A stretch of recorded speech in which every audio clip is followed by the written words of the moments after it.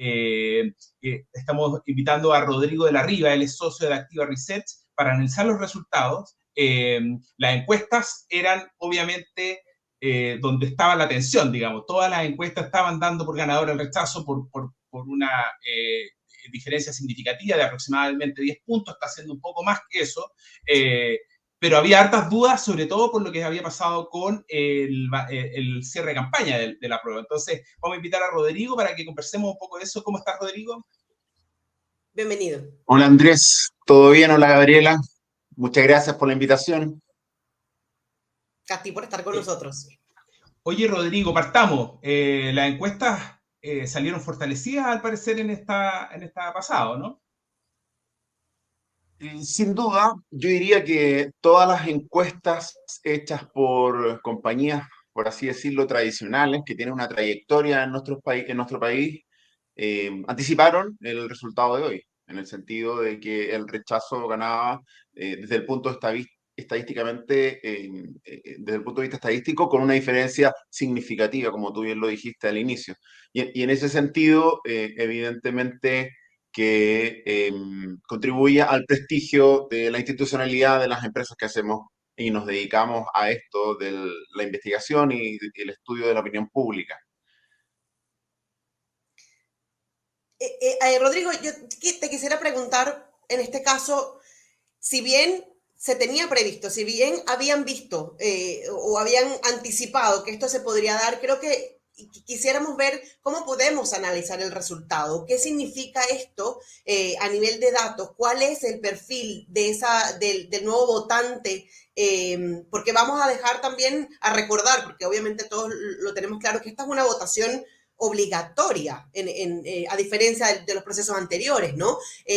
Y comentaba con Andrés previamente que más bien habíamos pensado, o había parte de la población que pensaba que ese nuevo votante iba a estar más inclinado a votar a prueba, considerando que iba a salir a las urnas, iban a salir los jóvenes. Exactamente. El desafío más grande de esta elección era si efectivamente el voto obligatorio iba a tener el efecto esperado, que todo el mundo fuera a votar, ¿no? Por tanto, un camino fácil es decir el 100% va a votar, pero en la praxis eso sabemos que por a veces motivo no sucede. Y nosotros tenemos un modelamiento que venimos aplicando desde 2017, que es un modelamiento en base a declaración de las personas, en el cual podemos estimar qué personas tienen mayor probabilidad de efectivamente concurrir a la urna y votar, ¿no? Entonces, nosotros estimamos un escenario máximo de votante probable, que le llamamos, de 77,2%. Ese 77,2%, si uno lo lleva al padrón, nosotros, ahí tienen ustedes ahí el padrón, ¿no es cierto? Nosotros podemos decir que la estimación puntual que hacemos nos arrojaba algo así como 11.639.000 personas, lo que ya es mucho, dado todos los antecedentes de elecciones anteriores, pero como toda estimación, tiene un intervalo de confianza que se le llama, es decir, hay un mínimo de concurrentes a votar y un máximo, y en el máximo estábamos estimando 12 millones de personas, ¿ya? Eso es lo primero que hay que señalar. Ahora bien, nuevamente, las encuestas, mientras más distantes del evento, de alguna manera merman su precisión. Si se fijan, la última encuesta que nosotros publicamos con arreglo a la norma de la veda de encuestas del 19 de agosto, nosotros dábamos una estimación de 64% de votante probable, ¿no? 15 días después, estamos llegando en realidad hoy día a un 80-82% en los hechos, ¿no? Que esos son los datos que está arrojando CERVEL. Pues bien, en nuestra primera estimación, nosotros sí estuvimos más o menos cerca, ¿no? Dijimos 77 puntos, pero bueno, se sobrepasó esa estimación porque evidentemente a medida que se acerca el evento, hay personas que toman la decisión en último minuto incluso, ¿no? Y principalmente quienes tomaron esa decisión son personas de niveles socioeconómicos bajos que habitualmente se mantienen al margen de las elecciones y que hoy día fueron a votar.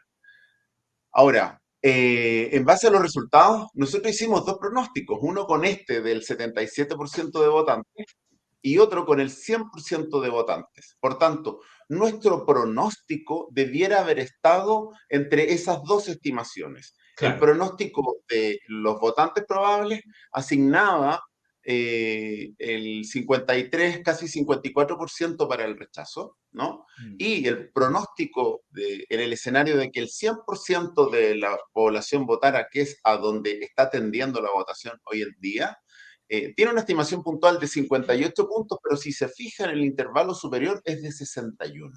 Y hoy día claro, que es el estamos viendo. resultado que se está dando hoy día. Exactamente, Mm. exactamente. Por tanto, esta estimación nos deja muy conformes respecto del ejercicio que nosotros hacemos, de la seriedad que nos compete y de nuestro compromiso con el método, ¿no? Nosotros este ejercicio lo venimos haciendo desde enero de 2019 para los distintos procesos eleccionarios que hemos vivido y en todos los escenarios hemos tenido resultados muy próximos y yo diría con una precisión que de alguna forma cualquier decisor se la quisiera, ¿no? O sea, en el fondo Por lo tanto, nos deja muy tranquilo. las encuestas, las empresas de encuesta hoy día han validado obviamente el modelo que están utilizando, porque había muchas dudas. Yo no sé si ustedes llegaron a tener internamente dudas respecto a lo que se veía en la calle, por lo menos en la región metropolitana, respecto a lo que le estaba mostrando sus modelos.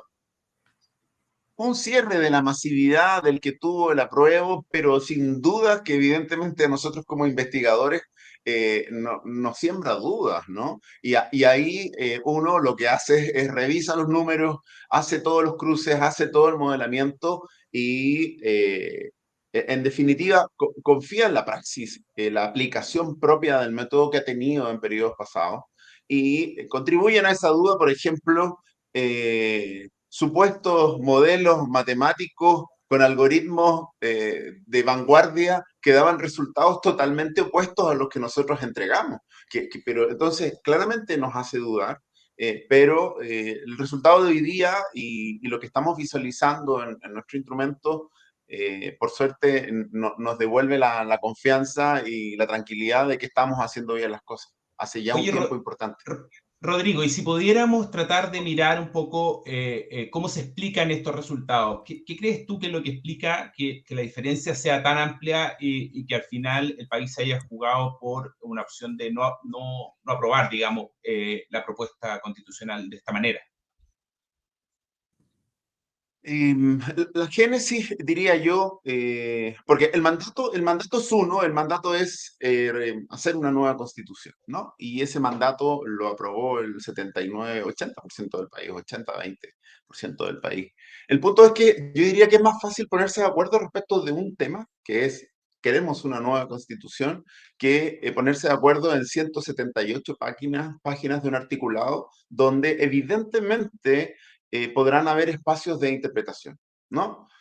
Ahora, esas interpretaciones pueden ser correctas desde el punto de vista jurídico, pero también hay un set de interpretaciones maliciosas que son derechamente fake news, que se difundieron masivamente y que la población de nivel socioeconómico más bajo, que en este país representa el 55% de la población, que fue la que concurrió a votar hoy día principalmente, ¿no?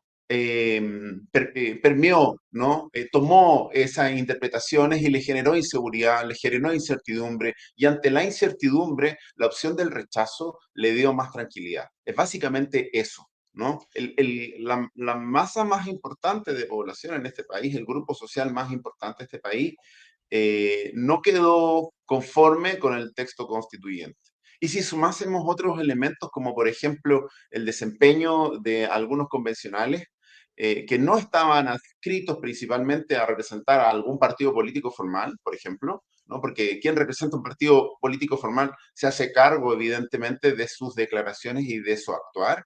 Hubo mucha gente que no estaba respaldada por partidos políticos, y a lo más por movimientos sociales, pero tampoco con la necesaria formalidad que requiere ese espacio. Y yo diría que tuvieron comportamientos que buscaron satisfacer más bien anhelos personales que anhelos que son más ampliables a la totalidad de la sociedad, ¿no? Entonces, sin ir más lejos, el evento Rojas Vade es un evento que marca el inicio de la crítica al cúmulo de convencionales. Siento que son 155 personas, entre ellos eruditos muy respetables, muchos de ellos, pero lo que guió la línea noticiosa fueron estos convencionales que en definitiva tuvieron un comportamiento que no era el que la población total esperaba de ellos, ¿no? Una responsabilidad para con elaborar una carta fundamental que pudiera proyectar a este país en los próximos 100 o más años, ¿no? Básicamente eso. Rodrigo, una pregunta. Considerando las últimas elecciones, considerando cómo hemos visto los procesos electorales en Chile recientemente, viendo la presidencial, viendo primera y segunda vuelta presidencial, el mensaje que dio la población en este sentido, y ahora viendo lo que pasó específicamente con el plebiscito de entrada y ahora el de salida. Hay mensajes como bien contradictorios, si pudiéramos verlo de esa forma. ¿Ustedes lo ven así? ¿Y cuál sería ahora quizá la forma de abordar lo que están mostrando las encuestas, pero ahora también ya resultados concretos de votación? Y claramente es contradictorio, ¿no? Aprobar un proceso de cambio de constitución y elaborado el texto, rechazarse casi con la misma intensidad con la que se aprobó, pero a la inversa, ¿no? ¿Qué es lo que queda? Queda rescatar las promesas del sector hoy día que gana, que es el rechazo. Y esa promesa es hacer una nueva y mejor constitución, ¿no? Ese es como el claim de ese sector. El tema es en qué momento se va a llegar a fijar una hoja de ruta, un calendario real en el cual esa promesa se concrete, ¿no? Hoy día el poder que la convención de alguna forma estuvo en el pueblo soberano, ¿no? Quien eligió a los convencionales, vuelve a un poder del Estado, ¿no es cierto?, que es el poder legislativo, es el Congreso. Y es ahí donde las distintas fuerzas políticas deben concordar cuál va a ser el mejor camino en adelante. Y Claro. bueno, como somos un país presidencialista, sin duda el presidente Gabriel Boric va a tener que tener ahí una preponderancia como guía de este proceso. Su agenda original ya no tiene validez, ¿no? Él de alguna forma recibe un golpe a su propuesta de programa de gobierno para estos 4 años y pareciera ser que sus esfuerzos hoy día tendrán que concentrarse en dar garantía de que este proceso va a llegar a buen término, ¿no? De aquello que él mismo firmó el 12 de noviembre en el Acuerdo por la Paz y la nueva Constitución. Él es un actor Claro. político relevante en la génesis de este proyecto y hoy día, siendo presidente, tiene que tomar ese rol. Y va a tener Oye, que negociar y dialogar con el mundo de los partidos políticos y principalmente con el sector que hoy día sale muy fortalecido, que más que los moderados o estos movimientos que surgen en el proceso, como los Amarillos por Chile, su negociación va a estar mucho más dada y más centrada, anclada en el mundo de Chile Vamos principalmente. Es claro. ahí con quienes va a tener que negociar y con quienes va a tener que llegar a un acuerdo de cuál va a ser esta nueva hoja de ruta. Hoja de ruta. Oye, Rodrigo, ¿y qué tan debilitada queda la figura del presidente que se jugó de manera importante, digamos, en la campaña por esto? ¿Tú crees que le afecta este resultado en su valoración personal? Nosotros siempre mostramos en todos los estudios la evolución de apruebo y rechazo, que iba muy en un correlato, en una correlación estadística directa entre la aprobación del nuevo proyecto de constitución, de la nueva constitución, y la aprobación del presidente. Por tanto, sin duda esta derrota afecta su posicionamiento, ¿no? Y va a tener que, yo diría, reestructurar el gabinete urgentemente. Va a tener que rodearse de figuras que le ayuden a reposicionarse, a pasar este chaparrón, que es un muy fuerte chaparrón. y tendrá que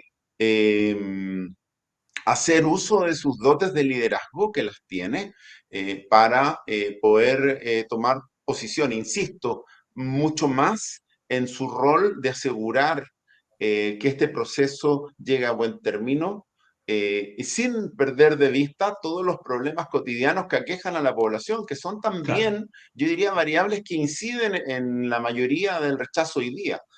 No podemos desconocer que la inflación y los problemas económicos en el cotidiano afectan mucho más o los viven mucho más directamente aquellas personas de menores recursos. Por tanto, asocian ese malestar cotidiano con su voto, en definitiva, su voto al cambio que implica una nueva constitución, ¿no? Prefieren quizás postergar el cambio porque hoy día no están teniendo un cotidiano que de alguna manera les satisfaga o les sea cómodo, ¿no? Sumado a eso hay otras variables que nosotros siempre visualizamos en el pulso ciudadano, que ese es nuestro estudio del pulso ciudadano, Sí. donde la delincuencia es el principal problema de este país, y así lo menciona más de un 35-40% de la población. Por tanto, a su vez, en el esfuerzo de asumir el liderazgo en el proceso, tiene que asegurar gobernabilidad, y la gobernabilidad está dada por solución de los temas de seguridad y delincuencia y por solución de los temas de economía, que son aquellas temáticas que de alguna manera cruzan el cotidiano de toda la ciudadanía. Claro. Oye, Andrés, oye, perdón, Rodrigo, te cambié el nombre. Muchas gracias por tu análisis, gracias por esta conversación. Va a quedar mucho tema por indagar y por profundizar en los próximos días, porque, bueno, hay que empezar a mirar con detalle ahora los resultados y entender por qué el rechazo ganó incluso en comunas populares, digamos, donde se esperaba el triunfo de la prueba. Así que muchas gracias por este primera pincelada, digamos, de lo que pasó, de lo que está pasando este domingo.